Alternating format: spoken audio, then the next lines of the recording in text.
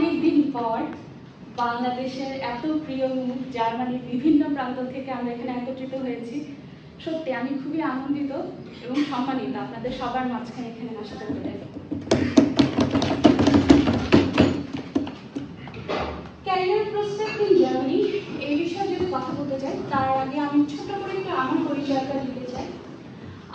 আমি 2014 সালে ঢাকা বিশ্ববিদ্যালয় থেকে শিক্ষা গবেষণা বিষয়ের উপরে আমার ব্যাচেলর কমপ্লিট করে ওখানে আমি 1 বছর কর্মজীবনে ছিলাম টিচ ফর বাংলাদেশের ফেলো হিসেবে।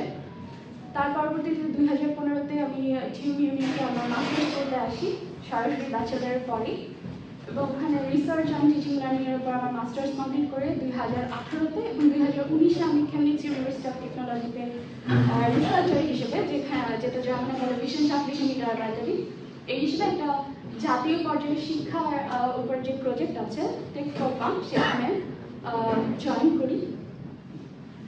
এই প্রজেক্টটাতে মূলত জার্মানির 8টি বিশ্ববিদ্যালয় প্রায় 12 মিলিয়ন ইউরোর উপর বাজেটের একটা গবেষণা করছে কীভাবে উচ্চশিক্ষায় জার্মানি এই ডিজিটাল যে প্রযুক্তি এবং এআই যত প্রযুক্তি এই হাইব্রিড